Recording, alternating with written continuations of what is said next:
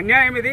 ఒకవేళ కనుక మీరు చేయాలనుకున్నప్పుడు ఇలా ముందున్నటువంటి ఒక 300 ఫీట్ల రోడ్డు ప్రపోజల్ ఆల్రెడీ పెట్టున్నారు మీరు మ్యాప్లో అప్రూవల్లో. దాంతోపాటు 150 ఫీట్ల రోడ్డు ఒక దగ్గర నుంచి ఉంది, 200 ఫీట్ల రోడ్డు వంగపాడు రోడ్డుకు అటాచ్మెంట్ ఉంది. దాని నుంచి ఇచ్చేటువంటి బైపాస్ ఏ పర్పస్లో ఇస్తున్నారు? టువర్డ్స్ ములుగుకు అప్రోచ్మెంట్ ఉండాల్సిన రోడ్డును తీసుకుపోయి మళ్ళీ హైదరాబాద్ అప్రోచ్మెంట్ ఇస్తున్నారు.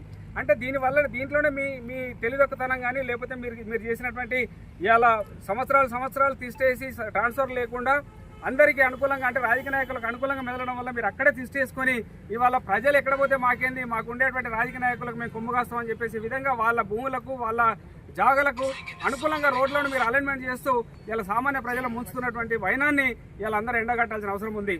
ఎందుకంటే ప్రతి ఒక్కరు కూడా ఇవాళ జీవనాధారమైనటువంటి వాళ్ళ వ్యవసాయం, నిన్నేం డెవలప్మెంట్ అడగలేదు, నాకు రోడ్డు లేదు, నాకు రోడ్డు కావాలని అడగలేదు వాళ్ళు. కానీ వాళ్ళ జీవనాధారమైనటువంటి వ్యవసాయం చేసుకుని ప్రతి కుటుంబాలు వాళ్ళకు 2 పంటలు పండించుకుంటేనే రెక్కాడుతూనే డొక్కాడేటువంటి వాళ్ళ భూమి మీదనే ఆధారపడినటువంటి వాళ్ళ భూములు గుంజుకొని ఇలా పెద్దోళ్లకు అనుకూలంగా పెద్ద ఎకరాలు కమతాలు కొని వాళ్ళు రేపు రియల్ ఎస్టేట్ వెంచర్లు చేసుకొని డెవలప్మెంట్ కొరకు ఎదురు చూస్తున్నటువంటి వాళ్ళకు అనుకూలంగా వాళ్ళ ఎంగిలి మెతుకులకు ఆశపడి మీరు వాళ్ళకు అనుకూలంగా చేస్తున్నట్టుగా ప్రజలందరూ కూడా ఆరోపిస్తున్నారు. ఈ ఆరోపణ నిజమని చెప్పేసి మేము కూడా మాలాంటి వాళ్ళం కూడా, ఎందుకంటే చూస్తే కనబడుతుంది ఇంతకుముందు ఇచ్చినటువంటి ఎన్నో అలైన్మెంట్లు ఉన్నాయి. మరి ఇవన్నీ మార్చాల్సిన అవసరం ఉంది. ప్రజలు కూడా వివరించాలి. మీరు ఈ మార్పు వల్ల ఎవరికి ప్రయోజనం కలుగుతుందో మీరు ప్రజలకు వివరించాలి.